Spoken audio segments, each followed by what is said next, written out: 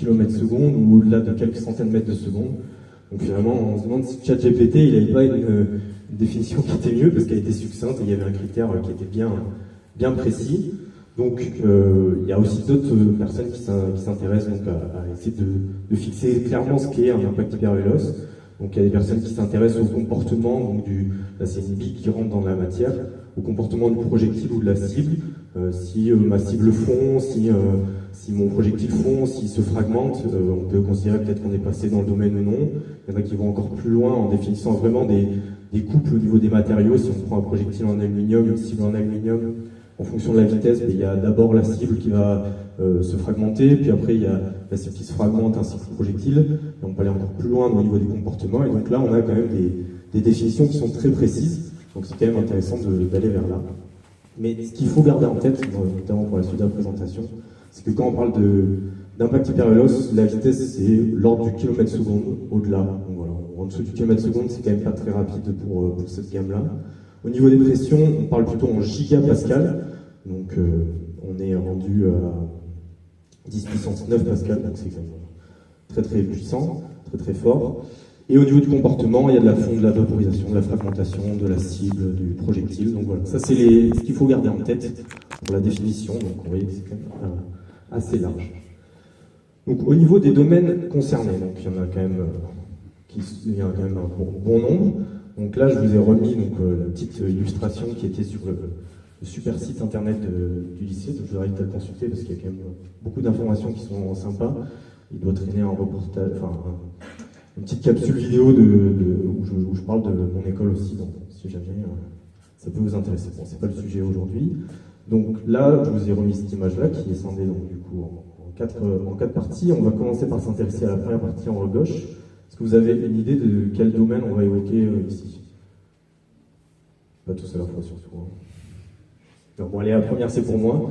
Donc là c'est plutôt tout ce qui touche aux débris spatiaux. Donc les débris spatiaux, c'est des objets de toute taille et qui vont à toute vitesse. J'ai repris une infographie de l'ESA. Elle est super bien faite, il y a tout qui est résumé dessus. Donc quand il y a quelque chose qui est bien fait par quelqu'un d'autre et qu'on peut l'utiliser, autant le faire plutôt que de faire quelque chose de moins bien. Et donc, ce qu'on voit au niveau des débris spatiaux, c'est que on a à peu près en vol, aujourd'hui, ça varie un petit peu, on a 7500 objets fonctionnels qui sont des nanosatellites, des satellites, qui sont accompagnés de plusieurs millions de débris spatiaux de diverses tailles. Donc il y en a aujourd'hui 26 000 qu'on est capable de suivre précisément, donc en utilisant différentes techniques de suivi, donc par exemple avec des lasers ou autres. Donc qui ont la taille, donc il y a des étages de fusée, il y a des satellites qui sont dysfonctionnels ou qui sont en fin de vie, il y a aussi d'autres objets, par exemple il y a une mallette de l'ISS, une boîte à outils qu'ils ont perdue en sortie extravéhiculaire qui du coup continue à faire le tour de la Terre et s'écrasera pas avant des centaines et des centaines d'années. Donc ça c'est les objets qu'on arrive à suivre, et ensuite il y a des objets qui sont tellement petits qu'on n'arrive pas à les suivre, et donc là on fait des approches statistiques pour évaluer leur nombre. Mais au-delà de ça, on a même une limite, c'est à peu près le millimètre. En dessous du millimètre, on n'arrive même pas à estimer le nombre. Donc c'est encore plus que 130 millions. Et ils peuvent quand même avoir des incidences importantes, parce que c'est pas franchement la taille qui compte, mais c'est plutôt la vitesse. Donc on voyage vraiment à des vitesses qui sont énormes en termes de kilomètres secondes. Et là, je vais vous montrer un petit impact d'une bille en aluminium qui a été réalisée en laboratoire. Enfin, on va faire un petit calcul rapidement. Donc la bille, elle fait 1,2 cm de diamètre, donc 12 cm, c'est vraiment tout petit. Elle a été lancée à 6,8 km/s. Il faut savoir que la vitesse moyenne des débris en vol, c'est à peu près 7 km/s. Après, en vitesse relative, c'est-à-dire quand ils arrivent l'un contre l'autre, ça peut monter à 10-20 km/s, donc c'est quand même énorme. Donc là, on est sur une vitesse sympa. Si on calcule l'énergie cinétique rapidement, un demi de mv carré, la masse c'était 2,44 grammes pour cette bille-là. On a une énergie cinétique de 56 412 joules, pour être exact. Donc à droite, vous avez une photo, donc là, la bille, c'est pas la bille qui s'est écrasée, évidemment, celle qui s'est écrasée complètement vaporisée, mais c'est une représentation à l'échelle de la bille ainsi que de l'impact qu'il a généré. Et à votre avis, si on remplace la bille par une boule de bowling, à quelle vitesse elle peut aller? Est-ce que c'est plutôt de l'ordre de quelques mètres par seconde, centaines de mètres par seconde, encore plus, la vitesse d'un avion?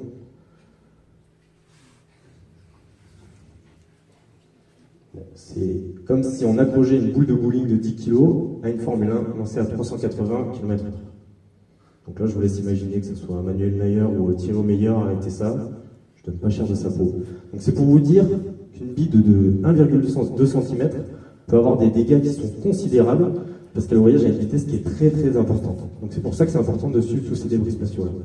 Et le problème, c'est qu'il y a une prolifération qui est assez incontrôlée. Il y a ce qu'on appelle le syndrome de Kessler, qui a été théorisé par Kessler il y a déjà un petit moment, qui stipule en fait que on a une augmentation du nombre de débris qui est due par des impacts ou des nouveaux lancements qui génèrent encore plus de débris. Mais on a une génération de débris qui est beaucoup plus rapide que la disparition de ces débris qui s'écrasent sur Terre ou qui vont très très loin. Et donc, aujourd'hui, par exemple, si on arrêtait complètement de lancer des satellites, on aurait quand même une prolifération de débris. Et donc encore plus de débris, c'est-à-dire encore plus d'impacts susceptibles, et donc à la fois encore plus de débris, et donc c'est une réaction en chaîne. Et la fin, ça peut être on pourrait être incapable un jour d'envoyer des satellites juste en orbite, ce qui serait un peu compliqué, notamment si on veut aller sur Mars ou autre. Donc là, c'est un petit graphe qui vous montre l'évolution, donc depuis la fin des années, depuis le début des années 60 jusqu'à aujourd'hui, du nombre total d'objets. Donc ça, c'est la courbe en rouge. La courbe en pointillé, c'est les débris. Et là, on a deux pics parce qu'on a eu, le premier, c'est quelque chose de vraiment très intelligent, non, c'est absolument faux. On a les Chinois qui ont décidé de détruire un de leurs satellites qui était dysfonctionnel pour montrer qu'ils avaient des gros muscles militaires. Et donc là, on a presque doublé le nombre de débris, donc c'était vraiment pas une idée brillante pour la suite de l'aérospatiale. Et on a un deuxième pic dans les années 2009 où là, c'est un accident. On a eu un satellite américain et un satellite russe qui se sont rencontrés l'un contre l'autre. Bon, c'était peut-être pour éveiller des petits souvenirs de la guerre froide, je suis pas sûr, mais en tout cas, voilà, c'est accidentel, mais ça a augmenté considérablement le nombre de débris, donc ça, c'est très problématique. Parce que par exemple, pour l'ISS, ils sont obligés de faire des manœuvres, 1 à 2 fois par an. Ils ont même été obligés très récemment, par exemple, de se mettre dans la capsule Soyuz de secours pour être prêts à évacuer en toute urgence si jamais il y avait un impact qui allait se produire. Donc on voit que ça peut quand même avoir des résultats, des conséquences très graves, très nocives même pour des humains. On a aussi donc des panneaux solaires qui peuvent être impactés, donc ça réduit la vie d'un satellite. Et si on regarde à peu près autour de nous, la taille des points est exagérée, mais ça c'est à peu près la représentation des débris qui gravitent autour de nous. Donc c'est quand même, ça peut poser problème. On commence à travailler sur des idées pour accélérer le rapatriement de ces débris vers l'atmosphère pour qu'ils se désintègrent, les récupérer, les pousser plus loin en dehors de la gravité terrestre, mais c'est au balbutiement, on n'est pas encore sur ça. Donc si on peut déjà prendre le problème en main et arrêter de créer de nouveaux débris avant de les évacuer, ça peut être sans fin. Donc voilà. Si vous voulez des petites références culturelles qui parlent de ça, vous avez un super film, Gravity, de 2013, avec Sandra Bullock, George Clooney, qui met en scène un scénario catastrophique comme je peux vous présenter. Et pour les fans de manga, il y a aussi un manga, Planète, qui est très sympa, qui est un peu plus récent, où on suit un astronaute qui va s'occuper des débris. Donc voilà, pour la petite anecdote, quand j'ai dit à mes parents mon sujet de thèse, mon père a résumé en disant tu vas être le joueur de l'espace. C'était quand même un raccourci pas sympa. C'est pas pire que ma mère qui a dit toi tu vas faire éboueur. Bon là j'ai compris qu'il fallait que je leur explique. Et le pire c'est quand à Noël ma grand-mère m'a filé un billet sur la table en me disant bon tiens mon chéri ça t'évitera de faire les poubelles. Bon là j'ai compris qu'il fallait que je réexplique mon sujet correctement. Non, bon, trêve de plaisanterie. Si on passe du coup au deuxième domaine qui est plutôt concerné par ça, ici c'est la planétologie. Donc ça peut toucher à la formation des planètes, mais aussi, avant de regarder la formation de nouvelles planètes, il y a aussi des conditions extrêmes sur notre propre planète. Donc là vous avez une vue en coupe des différentes couches au niveau de la structure interne de la Terre. Et donc on regarde on voit que même en allant pas très profond, déjà au niveau de la croûte terrestre, on a des niveaux de pression qui sont importants, de l'ordre du MPa, mais bon, pour rappel, nous, on s'intéresse plutôt au GPa. Donc on va y voir un peu plus profond au niveau du manteau, on monte à 20 GPa, donc ça commence à faire quand même beaucoup. Ensuite, au niveau du noyau externe, du noyau interne, là on a des pressions qui sont juste phénoménales. Et donc, comment on relie ça donc, du coup aux impacts hyperulose? C'est qu'en fait, les moyens expérimentaux qui existent pour étudier ces pressions-là en statique, ou en quasi-statique, parce que le noyau de la Terre est un peu en mouvement, mais on est plutôt sur des phénomènes statiques, quasi-statiques. Et on voit qu'on est un peu limité, on monte à quelques dizaines de GPa. Donc, pour pouvoir recréer des niveaux de pression équivalents à l'intérieur de notre planète ou à l'intérieur d'autres planètes, il faut utiliser des lasers ou des canons. Et là, on va atteindre la centaine de GPa, donc on va pouvoir étudier certains phénomènes de changement de phase de matériaux ou autres. Mais le problème, c'est qu'on est sur un phénomène dynamique. Donc après, il faut faire des parallèles entre phénomènes quasi-statiques, dynamiques. Mais en tout cas, voilà, c'est quelque chose qui peut intéresser. Mais donc quand on regarde la structure interne des planètes, on peut aussi s'intéresser donc aux formations des planètes. Alors j'espère que ça va fonctionner. Voilà. Donc ça, c'est une simulation qui montre la formation de la Lune. Donc il faut savoir que le corps qu'on vient de voir, qui vient de percuter ce qui était les balbutiements de la Terre, ça a été un objet à peu près de la taille de Mars. Donc au niveau du rayon, c'est 3400 km, donc c'est énorme, qui voyageait à peu près à 70 km/s. Donc je vous laisse imaginer tout à l'heure notre petite bille qui va 10 fois moins vite. Là, on allait quand même vraiment très très vite. Et donc c'est une des hypothèses de la formation de la Lune au niveau de la Terre. Donc on voit qu'en planétologie aussi, on est confronté à ce genre d'impact qui sont là, du coup, à des échelles encore plus importantes, parce que nous, quand on étudie nos petits objets, ben, on n'est pas... vous me l'accordez, mais vous me l'accorderez, on ne peut pas faire des impacts d'objets aussi gros en laboratoire, mais on fait avec plus petit. Mais du coup, avec simulation, on arrive quand même à retomber sur tout ça. Mais voilà, en tout cas, c'est un domaine aussi fortement lié aux impacts d'Hermélos. Donc la simulation est quand même très bien faite, elle est de très grande qualité, et voilà, et donc on a ce giga phénomène-là, ce giga impact. En parlant des impacts sur la Terre, donc là on a un giga impact aussi, il y a des gens qui se posent la question de comment l'eau est arrivée sur Terre. Parce qu'il faut savoir qu'au niveau de l'univers, enfin, déjà plutôt au niveau de notre système solaire, on est dans une région qui est dite sèche. Voilà, c'est Jupiter qui a récupéré toute l'eau pour tout le monde. Ils ont fait une razzia. Et donc, il y a des gens qui se demandent comment l'eau a pu arriver sur Terre si on est dans une zone sèche et que tout a été récupéré par Jupiter. Voilà, bon, la vidéo finie, je vais pouvoir enchaîner. Et donc, il y a notamment un exemple, c'est l'astéroïde Ryugu, donc qui a été découvert en 1999. Et sur lequel, en fait, on a lancé en 2014 une mission, Hayabusa 2. Donc on voit ici, avec en bas la mascotte, un petit module qui s'est posé, qui a juste analysé la structure de cet astéroïde-là. Là, vous avez le voyage d'Hayabusa qui est présenté en bas à droite. Parce qu'en fait, on s'est rendu compte, après, en ramenant des échantillons de cet astéroïde-là, qu'en fait, il contenait beaucoup d'éléments qui étaient importants pour l'apparition de la vie sur Terre, et notamment la présence d'eau. Et donc, on s'intéresse à ce niveau-là, à se dire, est-ce que quand un objet qui contient de l'eau, donc là, l'eau, il n'est pas en état liquide ou même solide sous forme de glace, il est directement au niveau moléculaire, et donc on essaye de voir si, en impactant ces météorites-là, est-ce que l'eau peut être vaporisée et ensuite rester sur le corps qu'elle impacte. Donc voilà, c'est aussi, en termes de planétologie, des sujets intéressants. Donc toujours pour donner des petites références, bon, on est quand même un peu moins loin du niveau technique, mais au niveau culturel, c'est très sympa quand même. Ça, c'est un film de 1902, Voyage dans la Lune, un film français, un des premiers de science-fiction. Bon, ça peut être sympa. Vous avez aussi Voyage au centre de la Terre de Jules Verne en termes de livres. Bon, là, on est un peu loin au niveau technique de ce qu'on peut faire aujourd'hui, mais c'est plus pour vous dire que depuis plus de 100 ans, même 150 ans, on s'intéresse à la planétologie autour de nous, le centre de notre Terre, et donc on a aujourd'hui des expériences qui nous permettent d'étudier tout ça. Au niveau du troisième sujet qui peut être lié à tout ça, c'est l'utilisation des lasers de haute puissance. Donc, juste un petit mot au niveau des lasers de haute puissance, donc, qui peuvent servir pour les énergies de demain, mais aussi pour recréer les conditions de la fusion dans le cadre de la dissuasion nucléaire. Donc là, vous avez les deux plus gros lasers du monde, donc à gauche le NIF qui est à Livermore aux États-Unis, et le laser mégajoule qui est à Bordeaux au CESTA. Donc ça, c'est deux gros lasers. Et donc, avec ces lasers-là, là vous avez la petite explication de la fusion inertielle, où en fait on vient avec le laser taper sur une cavité en or. On a un rayonnement X qui vient appliquer une pression homogène sur une petite capsule de deutérium-tritium pour recréer de l'hélium lourd, pour après récupérer de l'énergie. Donc c'est différent du projet ITER, où là on a une fusion par confinement magnétique, on n'utilise pas la même technique.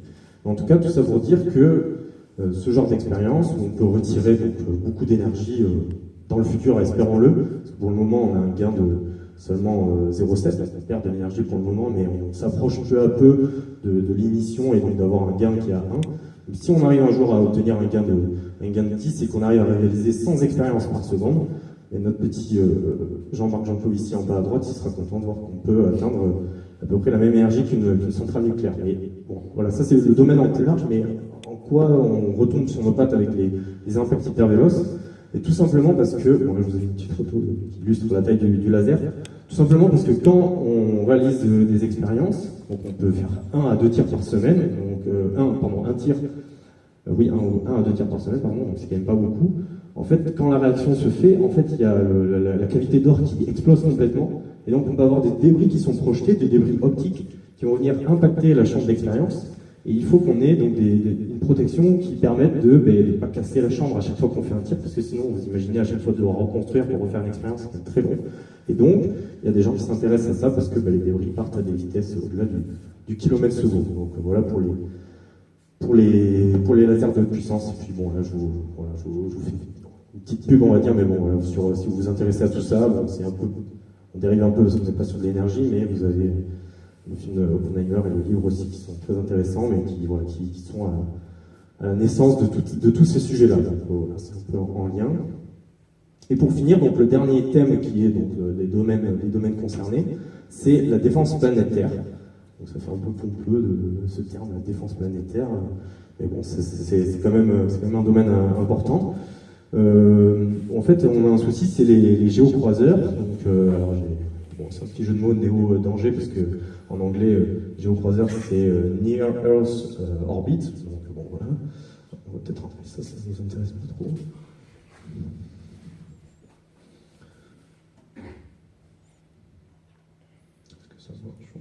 Ouais, c'est bon. Et donc, ces objets-là, ils gravitent, ils ont des orbites qui sont plutôt pas très loin de chez nous. Donc là, si on place ici le Soleil, donc c'est pas à l'échelle, hein, c'est juste un schéma. Donc on met ici une petite planète bleue qui est la Terre, une petite planète rouge qui est Mars. En fait, on a des objets qui gravitent, qui vont venir croiser ces différents orbites-là ou qui vont être coincés dans certains. Et donc on classifie ces différents objets, donc c'est des météorites de plus ou moins grosse taille, qui, donc, en fonction de l'orbite sur laquelle ils sont classifiés comme Atira, s'ils sont à l'intérieur de l'orbite de la Terre, Aton s'ils le croisent, Apollon s'il croise aussi celui de Mars, et on a Amor aussi s'ils sont en dehors de l'orbite terrestre et suffisamment proches pour potentiellement venir vous impacter. Donc, si vous êtes comme nos amis gaulois et que vous avez un petit peu peur que le ciel vous tombe sur la tête, sachez qu'il y a donc des programmes de surveillance qui existent pour surveiller ces objets-là en vol, savoir où est-ce qu'ils se situent, est-ce qu'ils vont nous croiser dans 10 ans, 20 ans, 30 ans, semaines, 2 jours. Donc ils sont Vigiciel, Fripon, donc c'est une base de données ouverte complètement, vous pouvez aller aider vous-même en reprenant des calculs qui ont été faits ou autres, pour seulement vous intéresser. Vous avez aussi Vigicratère pour trouver des cratères, parce qu'il y a beaucoup de cratères sur Terre, on ne les a pas tous trouvés, et surtout il y en a qui existaient il y a des centaines de milliers d'années, mais par la géologie, ils ont été recouverts par les mouvements terrestres. Et donc ça, c'est des cratères plein d'informations, et donc c'est super important de les trouver. Mais malgré la surveillance qui est mise en place, on a quand même des objets qui peuvent rentrer dans l'atmosphère terrestre sans qu'on l'ait prévu. Et ça, c'est le cas du superbolide de Tcheliabinsk, donc en Russie, où en fait vous avez un objet de 50 mètres de diamètre qui est rentré. Si je ne me trompe pas sur 50 mètres, je vérifie. Non, c'est moins que ça, c'était une dizaine de mètres, pardon. Où en fait il est rentré dans l'atmosphère et il s'est désintégré, il a explosé à des kilomètres d'altitude, mais ça a quand même soufflé toutes les vitres de la ville dans les régions. Et cet objet-là, on n'avait pas prévu qu'il allait rentrer dans l'atmosphère terrestre, on ne le suivait pas. Bon, il n'y a pas eu de dégâts derrière, mais c'est quand même important de se dire tout ça. Et alors, est-ce que ça va pouvoir passer ?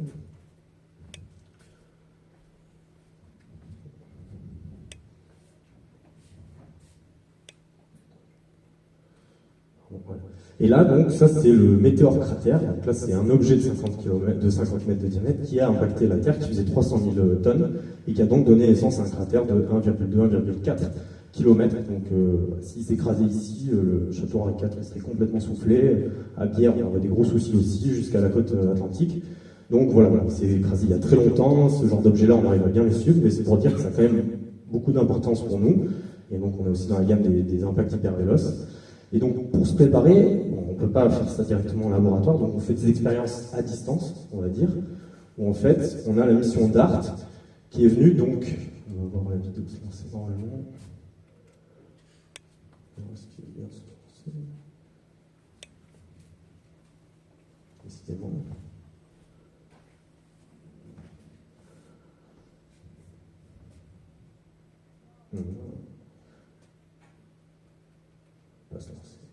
Bon, c'est une petite vidéo où on voit la sonde DART qui est venue impacter donc l'astéroïde Dimorphos, qui est un petit astéroïde qui gravite autour de plus gros astéroïdes. Et donc, on est venu impacter avec DART, donc déjà par rapport à Luna 1 qui est passé à 6000 km, et de la Lune qui est un corps quand même très très gros, là on a réussi à impacter un plus petit corps. Et on va envoyer bientôt une mission Hera en octobre 2024 qui va venir suivre comment on a pu dévier cet objet-là par rapport à son orbite autour du plus gros satellite et se dire est-ce qu'on peut mettre en place des solutions d'impact de météorites qui pourraient nous menacer pour les dévier de leur trajectoire, sachant que là on est très très très très loin de la Terre et donc si on arrive à repérer des corps très à l'avance, une petite pichenette, un peu comme, je ne sais pas si vous faites du golf, mais si vous tapez juste un demi-millimètre ou un demi-centimètre à côté de la balle, elle peut complètement dévier très très loin derrière. Donc là c'est à peu près la même idée en mettant une petite pichenette, venir décaler ces objets-là. Et au niveau des références, vous avez Armageddon, c'est l'idée du film n'est pas forcément la meilleure, de venir exploser complètement l'astéroïde qui menace, mais c'est aussi des schémas qui sont étudiés. Et vous avez aussi donc Lookup, là on traite d'un autre thème aussi un peu en fond au niveau de la transition écologique et du déni global, mais on a aussi des idées de mise en place de dévier des astéroïdes et donc de se protéger.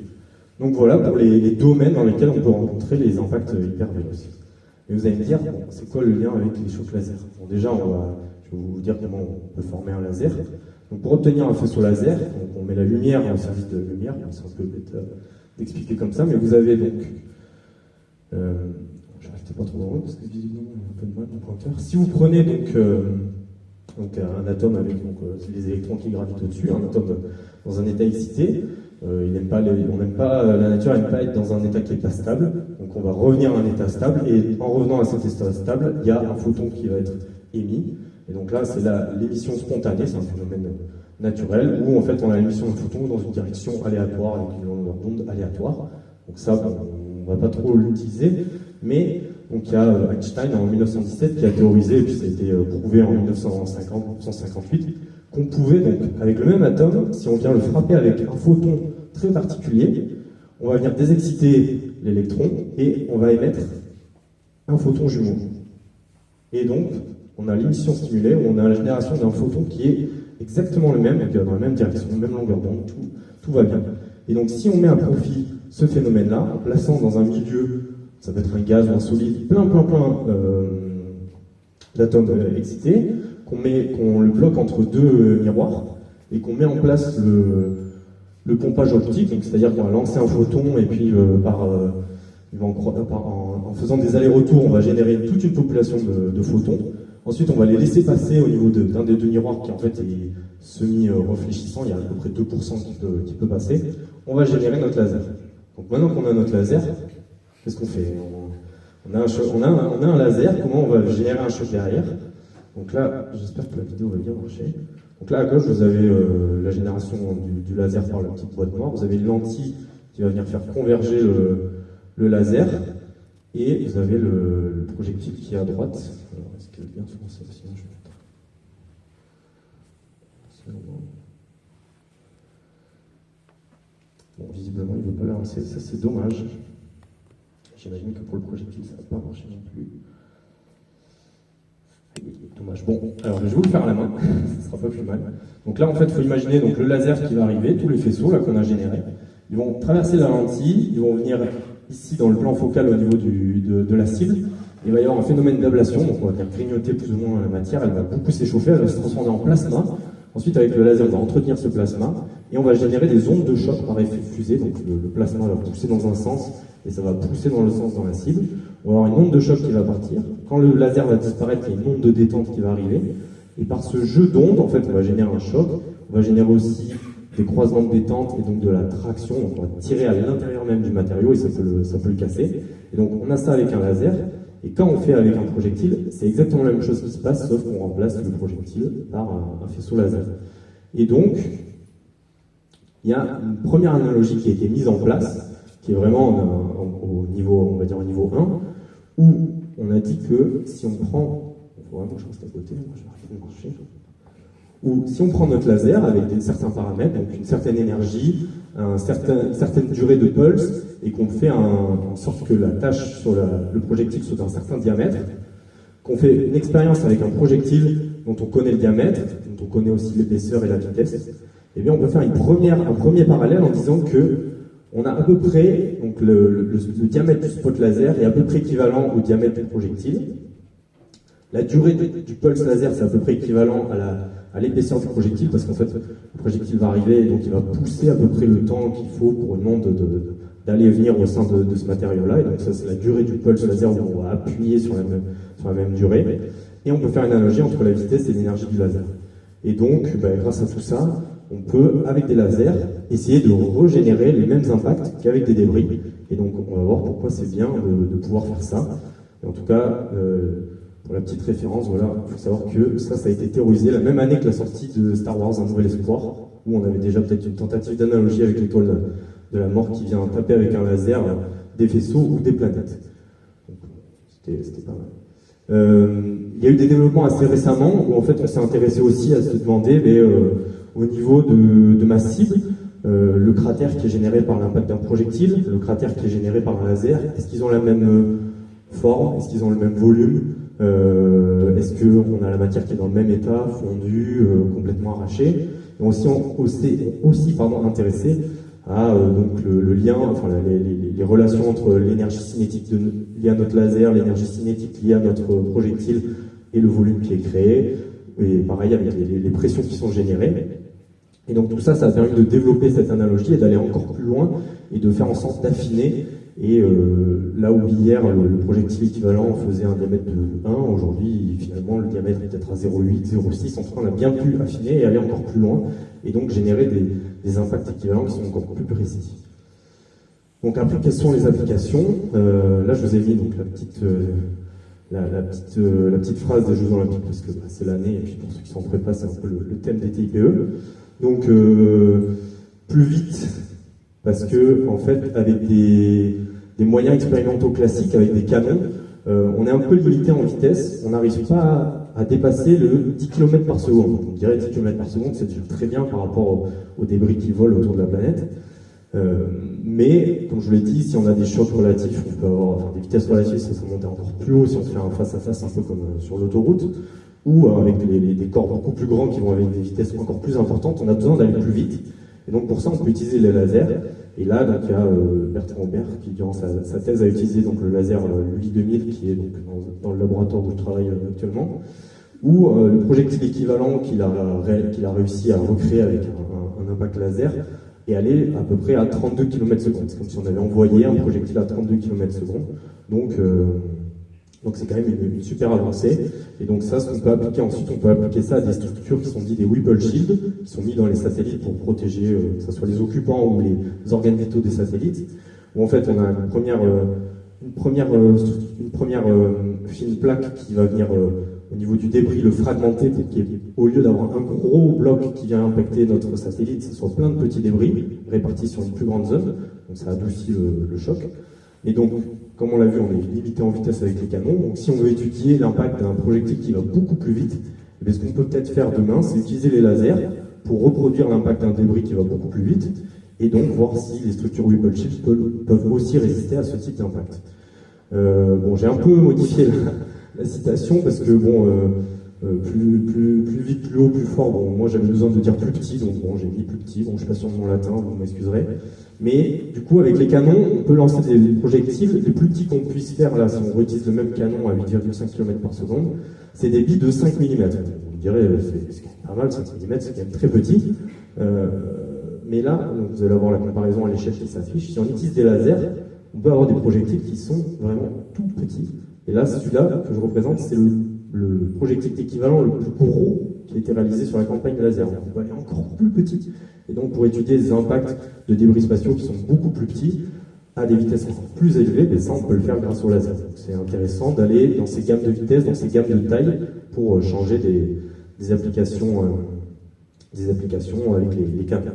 Bon, là j'ai complètement changé, c'est Flyerus maintenant, ça ne veut plus rien dire. C'est parce qu'en fait, ce qu'on peut essayer de faire, c'est que quand je vous parlais du projectile équivalent que je vous ai présenté là-bas, qui était tout petit, il a un peu la forme d'un pancake, une crêpe un peu écrasée. Et donc, avec le laser, donc on a tiré sur notre cible et on a dit le projectile équivalent qui vient s'écraser, il a à peu près cette forme-là, il va à telle vitesse, il a 8 km/s. Et le problème, c'est qu'on n'a pas d'expérience où on vérifie que si on envoie cette crêpe-là à cette vitesse-là, on obtient le même résultat. Et donc, ce qu'on nous, on essaye de faire, on a commencé un petit peu, c'est faire des expériences où avec un laser, on vient mettre en vitesse une petite crêpe, qu'on voit ici, là, la petite crêpe, elle est de l'autre côté, bon là, il y a un milieu tampon, on ne rentre pas dans le détail, mais l'idée, c'est de générer une petite crêpe qui va à cette vitesse-là, l'envoyer sur la même cible et voir si, en tirant directement avec le laser ou en envoyant notre projectile qui a été réalisé, on obtient les mêmes résultats. Et donc, là, vous avez une petite photo d'une expérience qu'on a réalisée donc, le 29 avril, donc c'était il n'y a pas très longtemps, où là, le petit corps que vous voyez, là, ça fait 1 mm ici. Donc là, le laser, il arrive de la gauche. 1 mm. Bon, il fait 100 microns d'épaisseur. Bon, là, il a un peu tourné, donc il est un peu plus gros. Et ça, on a réussi à envoyer à 1 km/s. Bon, on n'est pas encore au 8 km/s, mais on va tendre vers cette vitesse-là. Et on aimerait réaliser ça pour après, ici derrière, mettre une cible et voir si, en tapant avec le laser, en tapant avec le projectile, on a bien le même résultat. Si on n'a pas le même résultat, il faut améliorer encore plus cette analogie, aller encore plus loin, étudier d'autres phénomènes. Donc voilà. Donc au niveau de l'ANR Cyclamen, qu'est-ce que c'est? Donc l'ANR, c'est l'Agence nationale de la recherche, donc elle a pour vocation de donner des financements à des groupes de laboratoires, des groupes de recherche pour pouvoir travailler sur des sujets particuliers. Mais Cyclamen, avant tout, c'est un nom un petit peu compliqué, tiré par les cheveux, pour dire simulation des impacts hypervéloces par choc laser sur des matériaux métalliques et inorganiques. Bon, sinon, Cyclamen, c'est aussi une fleur. Voilà.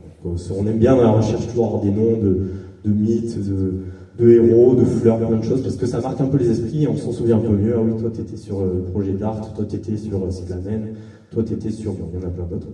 Et donc, qu'est-ce qu'on fait au niveau de ce groupement-là? C'est un projet qui est transversal et une équipe qui est vraiment pluridisciplinaire, parce qu'on s'intéresse donc à tous les domaines que je vous ai présentés, où on a des impacts hypervéloces, et aussi, du coup, avec des chocs laser, on va pouvoir reproduire tout ça. Et avec des acteurs qui sont très divers et variés, très complémentaires. Donc, il y a le CEA qui travaille avec nous. Donc, eux, ils réalisent beaucoup de simulations d'impact hypervéloce et de laser, comparé au niveau de simulation, les résultats qu'on obtient.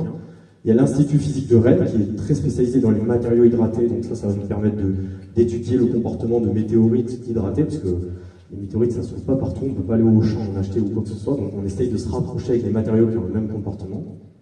Il y a le LULI, où là on a les lasers de haute puissance, c'est des lasers de renommée européenne, on n'est pas sur le laser mégajoule évidemment, mais on peut quand même faire de très très belles expériences avec ça.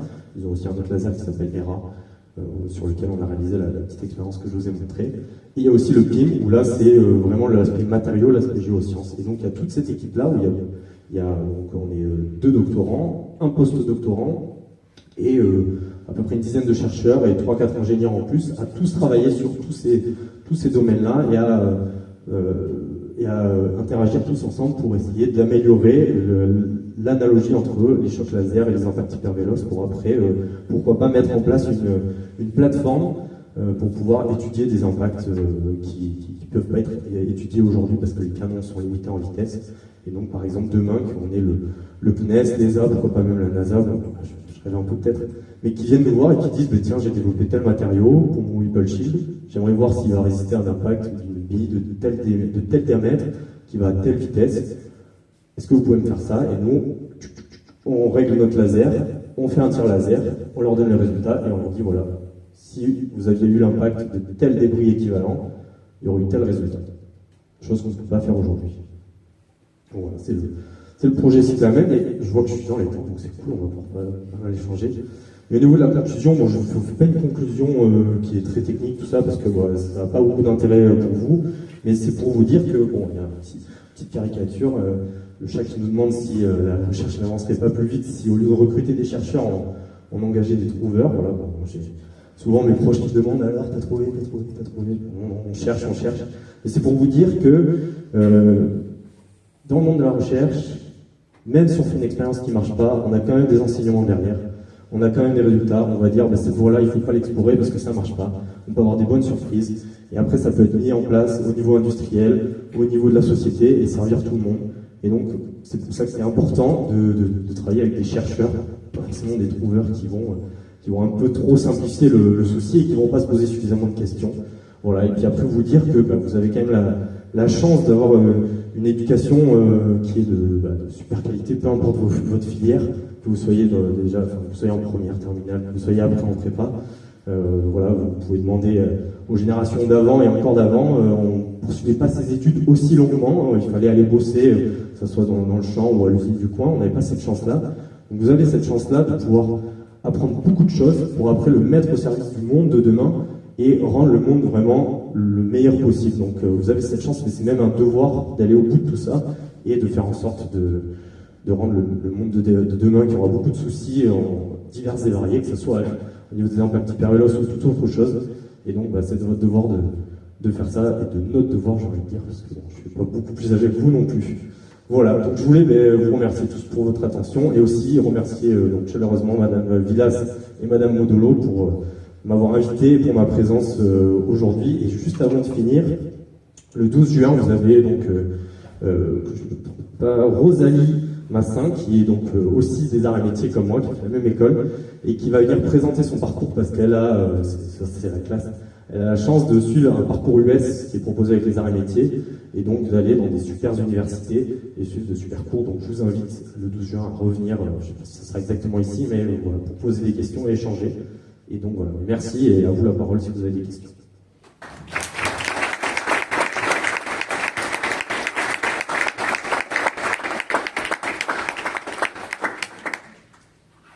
Pour les questions, vous voulez faire passer le micro ou seulement peut-être en poussant un peu là? Je sais pas tous en même temps non plus. Et si on peut essayer de faire des questions paritaires, c'est un coup un garçon, un coup une fille, ça peut être sympa parce que j'ai assisté il n'y a pas longtemps à une conférence de Jean-Marc Jancovici, donc je lui pique un peu l'idée. Et en fait, il y a les 5 premières mains qui se sont levées, c'est des garçons, et donc il a dit, bah non, on va faire ça, parce que c'est sympa. Et pourquoi je dis ça? C'est parce que aussi dans le monde de la recherche, on manque beaucoup de femmes, alors qu'elles sont en moyenne bien plus brillantes que les hommes. Désolé de vous le dire, mais c'est le cas. Et donc c'est pour un peu pousser ça. Après, si on se fait pas, c'est pas très grave, mais ça peut être sympa. Ouais, bon, j'arrête de parler. N'hésitez pas, il n'y a vraiment aucune question bête. Voilà, j'ai peut-être dit aussi des bêtises, moi ça fait pas longtemps que je suis vraiment à fond sur ce sujet-là, mais voilà, ça me passionne pas mal, et si j'ai pas les réponses à vos questions, je pourrais chercher ou vous envoyer des messages plus tard. Il n'y a vraiment aucune question bête, ou sur mon parcours. À un moment, tu as parlé d'astéroïdes qui contiennent de l'eau, mais c'est pas de l'eau sous une forme... Non, c'est dissolu dans le matériau qui compose la roche. Et c'est en fait, lors de l'impact, on peut avoir agrégation des atomes qu'il faut pour avoir de l'H2O et donc relarguer cette eau sous forme liquide ou solide. C'est-à-dire que c'est pas des molécules d'eau? Non, c'est pas des molécules de H2O, c'est de l'hydrogène, de l'oxygène qui sont dissous au sein de toutes les molécules qui constituent ces astéroïdes-là, parce que c'est pas tous les astéroïdes, il y en a qui sont complètement métalliques où il n'y a rien à tirer de cela, enfin, si d'autres choses.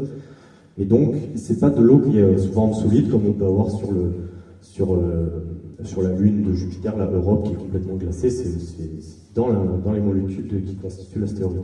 Et c'est lors de l'impact, il y a des changements de phase qui se font, c'est tellement intense qu'on peut recombiner les bons atomes pour avoir de l'eau. Et c'est une hypothèse, c'est très très récent ces travaux-là, et c'est très exploratoire pour le moment. Et c'est une idée, parce qu'on ne sait pas trop sinon d'où ça vient.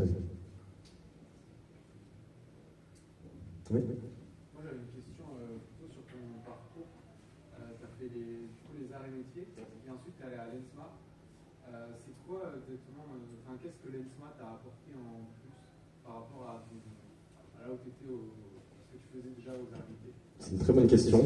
Moi, ce que je suis allé chercher dans cette école-là, c'était un cours assez spécifique. C'était un cours sur les ondes de choc, justement, pour bien comprendre tous ces phénomènes-là. Parce que cette vocation, on va dire entre guillemets, l'intérêt que je porte à ce sujet-là, je l'ai depuis que j'ai vu Gravity, donc ça remonte quand même, il y avait pas mal de temps. Et donc, il y avait ce cours spécifique-là, donc ça m'intéressait bien d'aller chercher ce cours-là. Il n'y a que 2 écoles d'ingénieurs qui le font, il y a l'ANSMA et l'INSTA Bretagne. Il n'y avait pas de double diplôme avec l'INSTA Bretagne, donc c'était surtout pour ce cours-là. Et puis, même au niveau global, l'ANSMA est une école qui est un peu plus tournée quand même vers le monde de la recherche par rapport aux arts métiers, où c'est très pratico-pratique des fois, et plus tourné vers l'industrie. Donc c'était un bon complément avec une base assez généraliste des arts et métiers, d'aller chercher cette expertise un peu plus poussée que seulement 6 mois de cours. Voilà. Donc c'était l'idée de base. Est-ce que tu te considérais comme un bon élève en prépa ou tu avais pas mal de difficultés Alors, je crois qu'il y a quelques personnes au fond qui pourraient répondre à ta place aussi.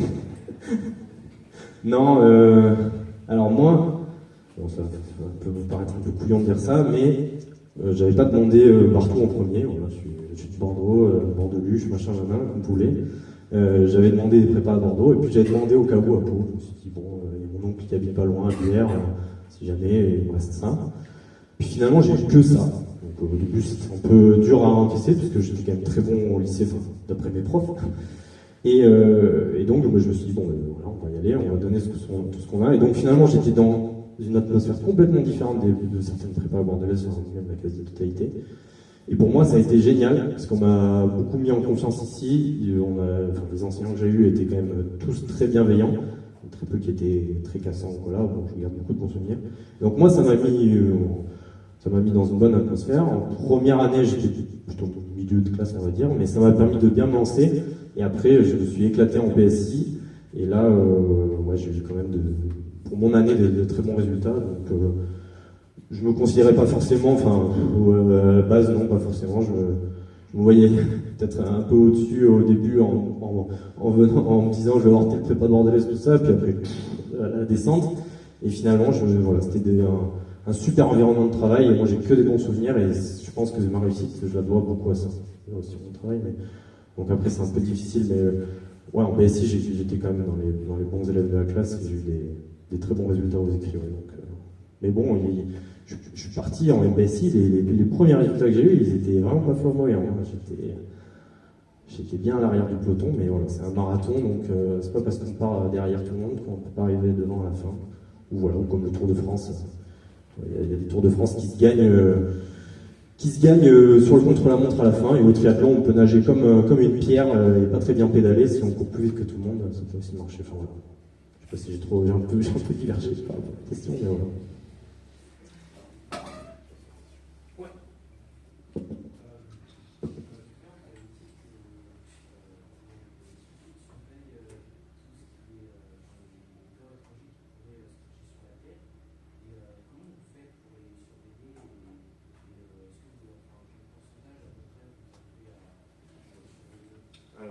C'est une très bonne question. Il y a à peu près, si je ne dis pas de bêtises, 20 000 objets qui sont suivis, qui sont vraiment des gros objets et très très dangereux. Donc pour ça, il y a plein de techniques qui sont utilisées avec des lasers. On peut regarder au niveau des orbites de certains objets. S'ils sont perturbés, c'est qu'il y a un autre objet qui n'est pas très loin, donc on va regarder cette zone-là plus précisément. Après, je ne pourrais pas forcément rentrer trop dans le détail non plus, parce que ce n'est pas trop non plus mon domaine à 100%, mais voilà, les gros objets sont quand même suivis.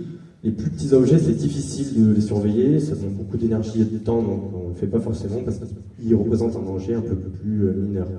Mais voilà, pour les techniques d'observation, c'est plutôt comme ça. Voilà. Après, il y a aussi des analyses statistiques qui sont faites, mais il y a 20 000 objets qui sont suivis. Vraiment, on connaît leur position, on a calculé leurs orbites.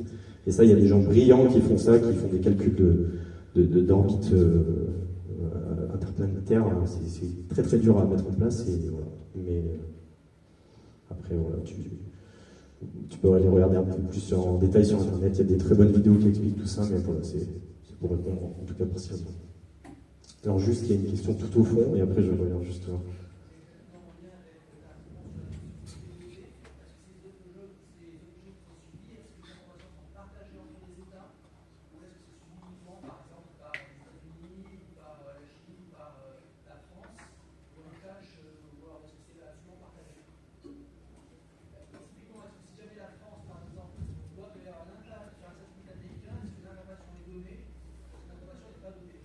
Il y a quand même dans le monde du spatial, il y a beaucoup d'entraide et de travail entre les nations. Et le parfait exemple, c'est l'ISS, où il y a toutes les nationalités quasiment qui s'y sont déjà rendues. Donc il y a vraiment un gros travail tous ensemble. Donc non, pour ce qui est des géocroiseurs, la menace elle est pour tout le monde. Hein, que ça tape Paris, que ça tape Moscou, que ça tape New York, si c'est très gros, ça pose des problèmes à tout le monde. Après, sur les débris spatiaux, voilà, il y a des choses qui sont mises en place. Il n'y a pas encore de réglementation vraiment très dure au niveau international, mais il y a déjà des bonnes pratiques qui sont mises en œuvre par tout le monde. Au niveau de l'ESA, il y a carrément des lois qui sont mises en place. Où avant, en fait, quand on faisait un lancement, on ne se posait pas la question des différents étages de la fusée, qu'est-ce qu'ils allaient devenir, tout ça, on s'en contrefichait. Ou même des satellites en fin de vie, on les laissait traîner, voilà, on jetait nos mégots par terre, nos poubelles chez le voisin. Et aujourd'hui, il y a des réglementations qui obligent à dire telle zone, telle orbite, on ne peut pas y rester plus de X années, donc il faut anticiper la désorbitation. Donc il y a beaucoup de partages qui se font sur ces données-là. Il y avait une question là. Est-ce que le plaquage au vis c'est hyper véloce ou pas? Très bonne question. Encore une fois, c'est peut-être pas moi le mieux pour répondre. Moi j'ai beaucoup joué 10, donc c'est quand même une zone un peu pas mal exposée. Je ferraillais pas trop mal en défense, c'était pas mon plus gros point fort, vous l'imaginez, mais voilà, c'était pas mal. Et pour revenir à ta question, non, hyper véloce, c'est kilomètres seconde. Non, même là, font les ballons, même si je plaque un taureau, ça va pas le faire. Mais bon, c'était une Formule 1, on essaye, on approche une boule de bowling et on fait ça.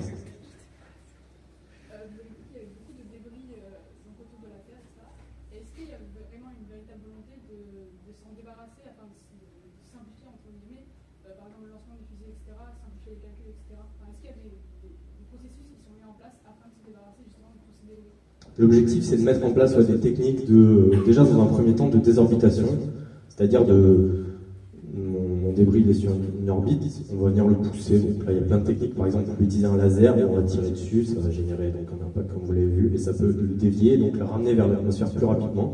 Donc il peut après se dégrader dans l'atmosphère, ou même s'il atterrit sur Terre, finalement, si on prenait tous les débris spatiaux et qu'on les faisait tous atterrir dans le Pacifique, on aurait beaucoup moins de déchets que la pollution en termes de plastique. Donc, c'est pas la solution idéale, évidemment. Mais donc, il y a des choses qu'on commence à mettre en place, des idées avec des grappins pour venir chercher les gros débris, tout ça. Et le but, c'est justement d'enrayer cet effet de prolifération. Et là, on est conscient quand même pas mal de temps à l'avance. Donc, si on peut prendre quelques leçons de la transition écologique et de la crise climatique pour enrayer tout ça, c'est pas mal. En tout cas, il y a des choses qui commencent à être déjà mises en place. Mais c'est vraiment les balbutiements, parce qu'il y a certaines techniques qui sont pensées, qui sont irréalisables aussi, parce que ça va quand même très vite. Et là, l'image que je vous ai montrée, on a l'impression que c'était tout plein, mais il y a beaucoup de vide surtout. Donc d'être au bon endroit, c'est compliqué, mais oui, il y a des techniques de mise en place pour gérer tout ça.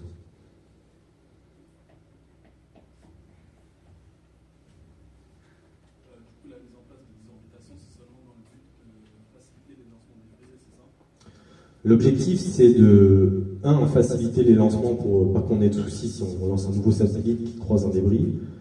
2, faire en sorte que l'ISS n'ait pas à manœuvrer 1 ou 2 fois par an et que les astronautes qui déjà risquent beaucoup leur vie parce qu'ils sont dans une petite boîte en fer avec le vide interstellaire autour d'eux, donc les protéger aussi.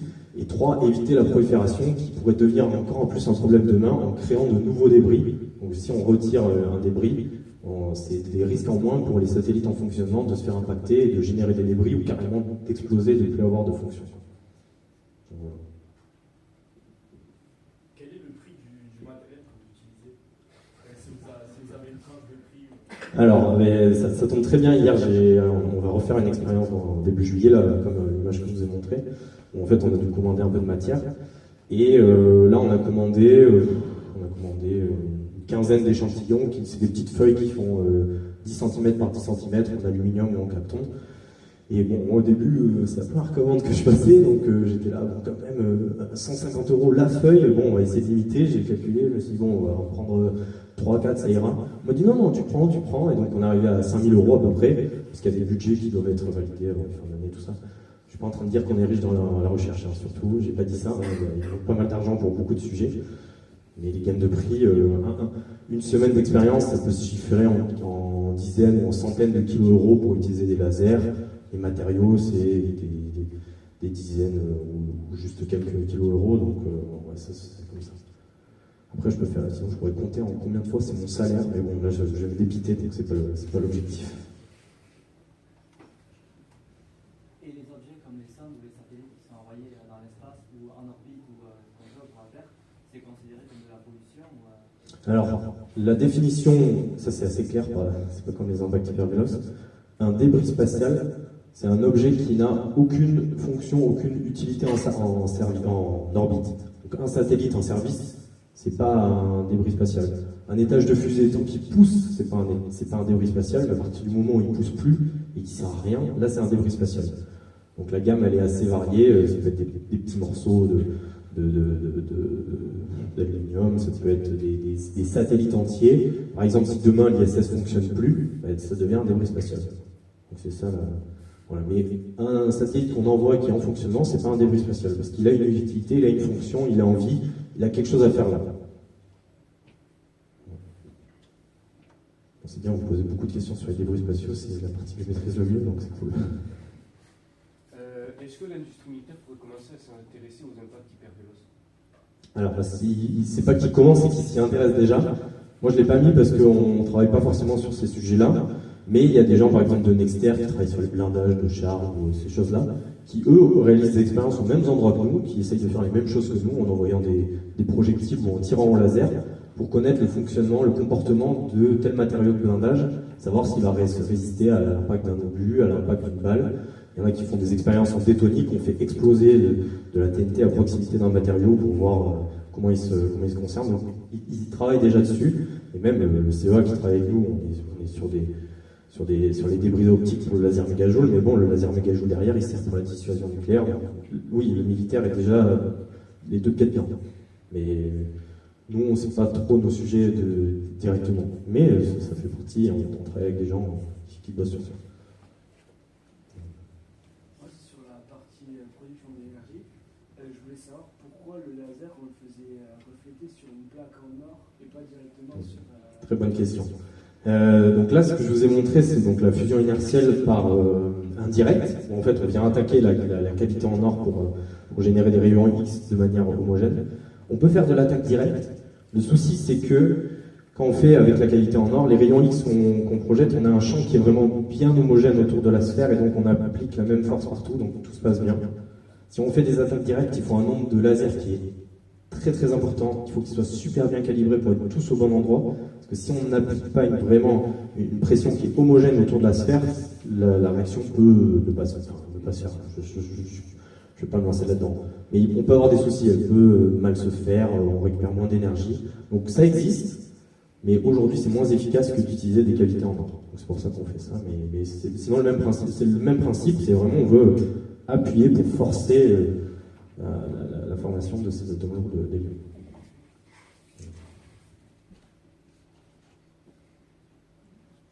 Parce que une des premières choses à laquelle j'ai pensé, c'était l'inverse. C'est-à-dire que quand vous servez du laser pour simuler une balle et l'impact de la balle, mais est-ce qu'au final le laser peut devenir une arme? Oui, carrément. Après, la taille des lasers, c'est gigantesque. Imaginez d'être compacté. Non, parce qu'en fait, il y a tout un chemin. Aujourd'hui, non, il y a tout un chemin optique qui est très long. Quand je vous ai montré la photo du laser mégajoule du bâtiment, en fait, on a besoin de vraiment beaucoup d'espace pour faire des allers-retours. Là, le pompage optique que je vous ai montré, c'était tout petit, mais on doit faire beaucoup d'allers-retours pour accumuler suffisamment de population au niveau des photons pour envoyer un laser qui soit suffisamment puissant en fonction de ce qu'on veut utiliser. Et donc, le problème, c'est la distance. On ne peut pas compacter ces allers-retours qui se font. Donc, pour utiliser une arme, non. Si, ce serait possible, mais l'étoile de la mort, c'est peut-être pas pour tout de suite. Mais dans le bâtiment, là, c'est quoi? C'est un immense couloir voilà, c'est ça. Dans lequel il y a des photons qui... il y a plein de gros tubes où on va traverser des milieux d'amplification, où on a des lampes flash qui vont apporter l'énergie pour exciter les atomes et qui après vont, en étant impactés par les photons, vont créer d'autres photons, tout ça. Et Là, le bâtiment, il fait plusieurs terrains de foot pour le laser méga-joule. Par exemple, le ERA, là, un plus petit laser où on a réalisé les expériences, enfin, la petite photo que je vous ai montrée avec le flyer, la salle d'amplification, elle fait à peu près donc, des radiateurs, elle fait tout ça quoi. Pour un laser qui fait 400 joules. Donc on est loin du méga-joule. Donc après, je vais faire une arme, oui peut-être, parce qu'on arrive quand même à générer quand même des forts impacts, mais il ne faut pas oublier qu'il ne faut pas qu'on soit trop loin non plus, il faut pile qu'on soit dans le plan focal pour être au maximum d'énergie. Donc il y a des gens qui travaillent sur ça. Mais là par exemple sur le laser ERA, on a notre champ d'expérience qui est à peu près ici avec notre cible. Et les lentilles, elles sont à un demi-mètre à peu près. Donc on tape pas très loin quoi. Ouais, plus c'est petit, plus on tape peu proche. Il y a notre laser au pin qui fait 7 joules, où là vous avez la lentille qui est là et l'impact qui est là. Voilà, donc faut être proche pour lui tirer dessus. Mais non, mais il y a des techniques qui peuvent être utilisées où on peut embarquer des petits lasers sur des satellites pour venir juste à répétition taper sur un satellite en fonction. Après, il y a des clauses sur l'armement dans l'espace, il y a une clause, des lois de non-prolifération, il ne faut pas armer l'espace. Et après, il y a des gens qui doivent travailler dessus, c'est certain, mais c'est pas pour tout de suite.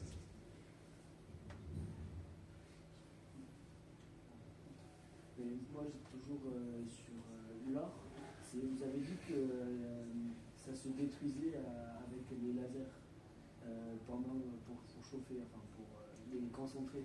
Mais est-ce qu'il n'y a pas d'autres matériaux comme les diamants qui sont plus solides, qui peuvent faire la même chose Alors le problème d'un diamant, c'est que c'est transparent, et donc le laser il passe au travers.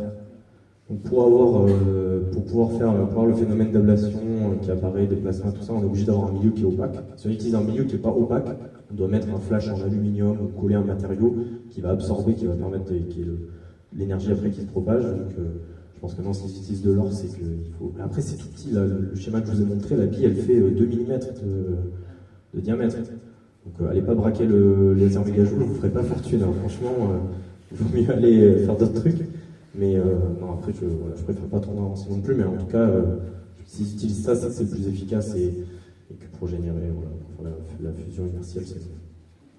Voilà. Et en fait, la cavité, elle se désintègre pas complètement, elle explose une fois qu'on a la réaction qui se fait. C'est là où on a les projections de débris. Mais au début, quand le laser il arrive, la cavité, elle explose pas justement, il y a tout qui se concentre, enfin, les rayons qui apparaissent.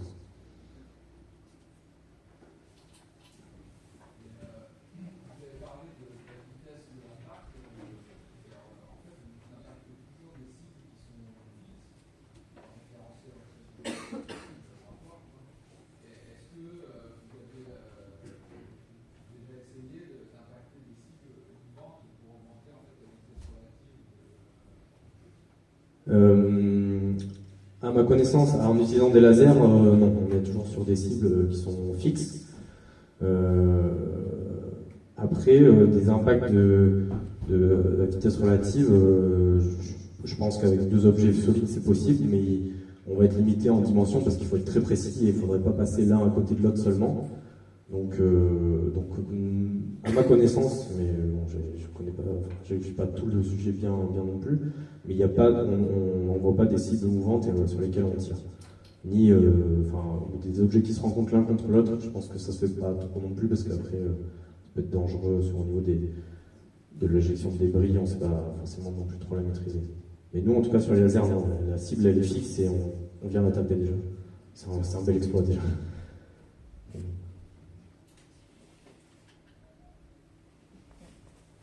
Ça va être là, on va s'arrêter là. Il y en a qui doivent repartir en cours. Il y en a qui sont inscrits aussi.